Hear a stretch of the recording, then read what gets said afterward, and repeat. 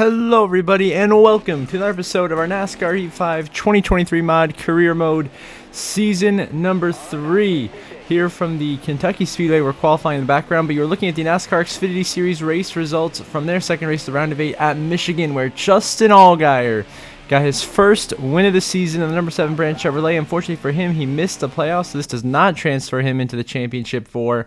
But good runs for fellow playoff drivers Connor Zilisch, Cole Custer, Sheldon Creed, Noah Gragson, and Raja Carruth, all inside the top 6. It's another good run for JD Motorsports car. Bailey Curry coming home 7th. You see Parker Retzlaff ended up 10th. Quaffle 16th. Jesse Love 18th. Those guys struggled a bit. And now we look at your updated Xfinity Series playoff grid after the first 2 races of the round of 8, heading to their elimination race at Martinsville next week, where it is Sheldon Creed, of course, the only driver automatically advanced with his win in Las Vegas. Cole Custer looks pretty solid at 25 points above the cut line, as does Connor Zilisch at 21 above the cut line, with Raja Carruth on that bubble, 13 points above Noah Gragson for the last spot in the final 4. And then it is now officially must-win territory for Parker Retzlaff, Jesse Love, and Carson Quaffle. They have to win if they want to make the championship 4 at Martinsville, so we'll see what they can do. So there's your Xfinity Series update. Now we head to today's main event from the Kentucky Speedway, the NASCAR Cup Series Quaker State 400 here in Kentucky. Second race, the round of 8. A very interesting choice from us here, putting this in the round of 8 on the schedule. Of course, last season we had an unbelievable 3-wide photo finish the line between Zane Smith, William Byron, and I, with Zane Smith getting his first career win. We'll see what happens this time around. Speaking of Zane Smith, he's a rival, as we've known. And then Michael McDowell will crash his primary in qualifying. He'll be starting at the rear. And then Kyle Larson, no surprise, on pole here in Kentucky. Larson just so good at these intermediate racetracks, so fast.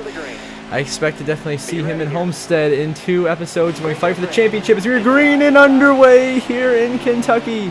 Who is going to go to victory lane today? We're going to find out. Will someone lock themselves into the championship 4 as we start this race all the way back in 28th place on the outside of Daniel Hemrick, who runs in 27th, as we try to chase down Harrison Burton and Chandler Smith up ahead, running 25th and 26th. So we'll pass the 31 of Hemrick. Set our sights now on Harrison Burton and Chandler Smith, and then Zane Smith as well. So you got 2 of the Smiths right there. Sheldon Creed, we dive bomb turn 3 there, really aggressive on the entry of the corner. A little bit of contact with Creed, but we move ourselves up into 23rd place here in Kentucky. On the move early in this race, trying to find our way forwards. The following lap, we swing low to the inside of Corey Heim and Todd Gilliland. An aggressive move, trying to get 2 for 1. Here's the battle for 21st with Gilliland in the number 38 Ford for Front Row Motorsports. Stenhouse just ahead down the road in the top 20. Larson continuing to dominate early in this race, trying to bring home a stage victory for him, which would put him in a very good spot in the points, where he'd be basically almost a guarantee. Going next, big contact in the wall goes Corey Heim in the 67 and Todd Gilliland. We were 3 wide. They were just banging into us because they were rivals, so we come up the racetrack to 38. Didn't know the 67 was there. Slam Corey Heim into the wall. Gillen gets loose, and now Zane Smith just gave me the good old bump and run out of 4 here, so I'm a little frustrated fighting for 21st, and I'm just frustrated that we don't have the speed right now to just go up and contend for a top 10 spot right now. We just don't have the speed or the grip here in Kentucky. We're just struggling. So you give Zane Smith a shot into turn 1 there, showing a little bit of frustration. Now here comes Eric Jones, who completely moves us out of the way. We go to the top, trying to block the 43, bounce off the wall, continuing to battle now with Zane Smith and Stenhouse into turn 3, 3 wide. Here in Kentucky for position, we will narrowly clear Ricky Stenhouse. Set our sights on Eric Jones in the 43 and Zane Smith in the 71. Now up a few laps later, we're dropped down to 23rd. Now we're getting back around the 3 of Austin Hill. Passing him for the first time today will get us up into 22nd, but still, we just have a mid-pack car, 20th, 25th place. We just don't have the speed to go drive up there and contend with the leaders, and it's been a struggle for us. And now a few laps later, we're coming in for our green flag pit stop. We're going for the short pit, the undercut strategy here in Kentucky. We come in, get down to pit road speed limit, and we're hoping that our short pit strategy will work, as Larson also decided to do this strategy as well. So Larson and I on the same strategy, short pitting, trying to gain an advantage over the next couple of laps by being on fresher tires for more laps than the other drivers here at the end of the stage. So in 4 tires of fuel, it's about the normal expected pit stop, 15 seconds, and we are away. Here in Kentucky, good pit stop from the pit crew. Now we just got to come out and hope we gain a couple of spots as best we can do. There's no way we're really getting stage points unless a miracle happens here. Logano, Keselowski, the leaders. Logano just pitted, so now Keselowski is your new leader. here in Kentucky. Of course, Keselowski, as we know, a round of 8 driver, trying to find his way into the championship 4 for the first time since, man, I think 2020 was the last time Keselowski made the Final 4 for Team Penske. There's now behind us trouble. That's Austin Hill and Zane Smith have gone crashing on that 15. The 71 has blown a tire. Wrecks at the 3. Got hit by the 18, but no caution is called. As Zane Smith goes, and we go by Chase Briscoe, who's out of gas here on the front stretch. Who's staying out extra long. And now we're passing some guys, of course, coming back out of the pit road as the cycle continues.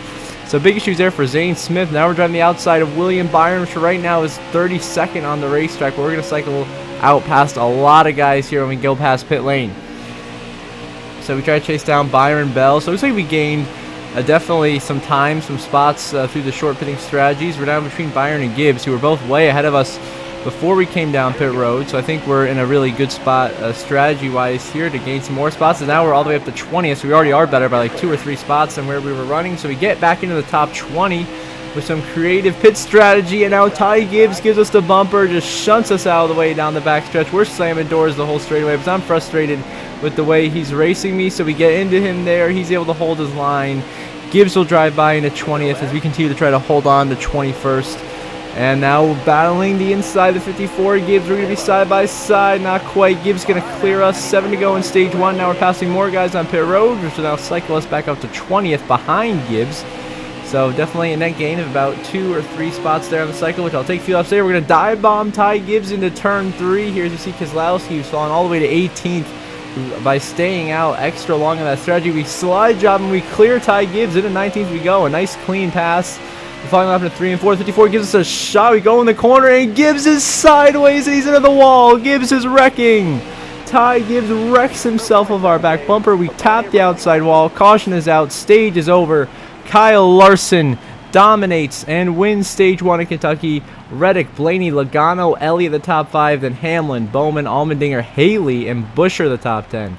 So Elliott, Logano, Hamlin, and Larson, the 4 championship contenders, earning stage points there, helping their cause to continue on to go fight for a championship, especially guys like Larson and Logano, who are already above the cut line coming to today. Now we restart 21st here for the beginning of stage 2. We clear Christopher Bell, working on the inside of our rival William Byron for 20th on the racetrack here as we try to get by the 24 and position ourselves in a great spot to go after hopefully some stage points here in stage number 2, which is what we're looking for here to just secure our spot in the next round on points. It's going to be very tough, but that's what we're going to try to do here. So now we drive by Riley Earps, Eric Jones, a big shove from Christopher Bell behind us. Now going 3 wide heading into turn 1 with Carson Hocevar and Eric Jones for the 17th position, gaining back in on a couple more Fords here of Chris Buescher and the 51 of Justin Haley, having an amazing run today for Rookie Racing. We'll swing to the inside of down the backstretch, 3 wide, passing Haley and Hamlin. Now working on Logano, Mayer, Allmendinger. A lot of varied strategy here because of the timing of that yellow. We get aggressive by Allmendinger, drive all the way up into 9th. A great drive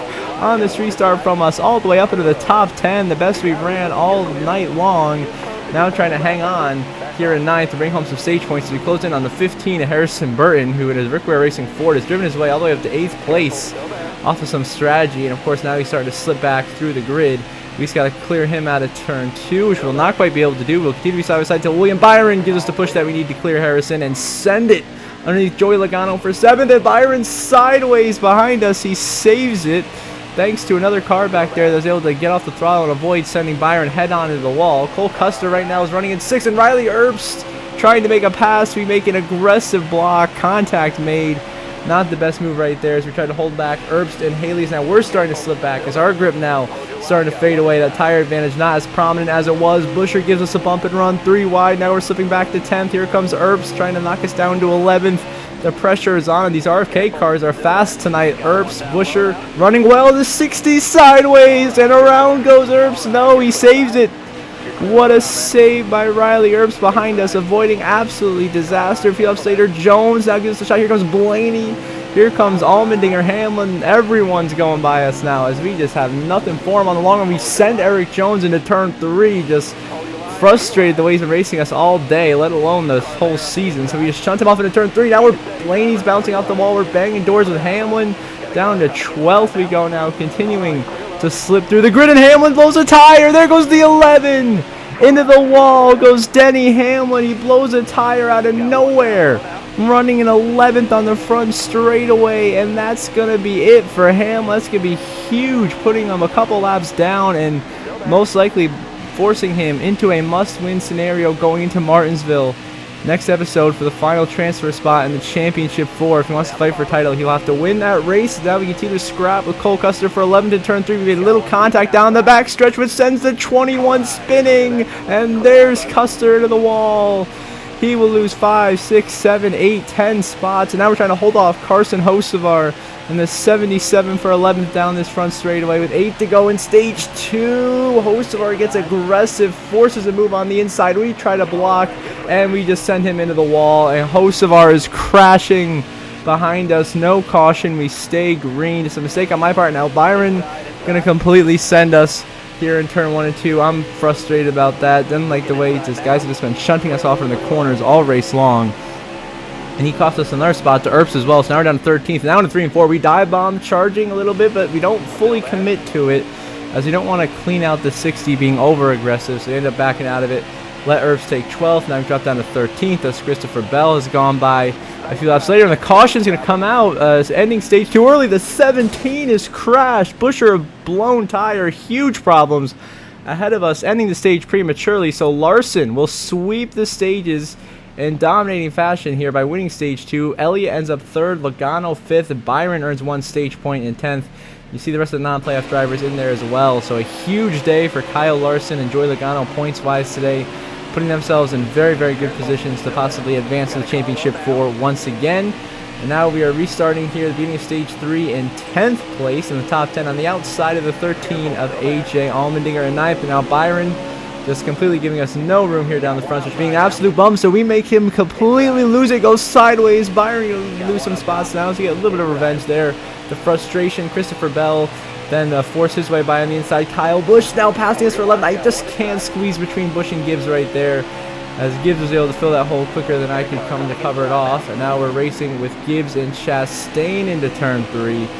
Our teammate, who's had a bit of a struggle bus day as well, earning no stage points for either Chastain or myself. So a tough day to be a Trackhouse Racing driver. Now 3 wide, we squeeze with Chris Buescher, so we're just going to let him completely wreck himself. The 17's gone. Chastain sideways. Here's another look at Buescher hitting the outside wall. He goes back into the pack, and Buescher goes upside down, pirouetting through the air. Does a barrel roll or two, and then lands a very weird wreck on his all 4 tires. And then we just completely sent Ty Gibbs into turn 3. We just dumped him.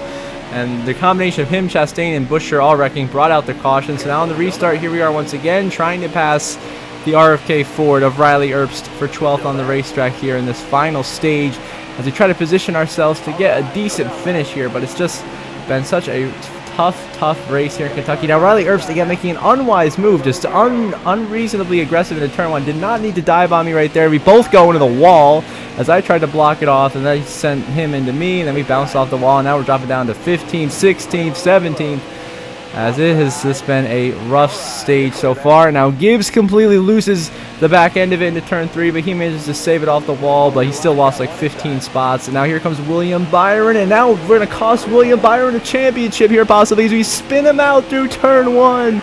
Or sorry, out of turn 4 down the front stretch. Byron's gone, as he tried to force his way back on the inside. I had enough of being roughed up and punted out of the way, and I just took out the 24, which could possibly put him in a must-win, or more than likely will put him in a must-win scenario going into Martinsville if he wants to make the Championship 4. Now he overcooked the exit of turn 4 a few laps later, and now here comes everybody. We are just a sitting duck right now, so we continue to plummet like an absolute rock through the field now, all the way outside the top 20, running 21st right now. Larson continuing to absolutely dominate the field today.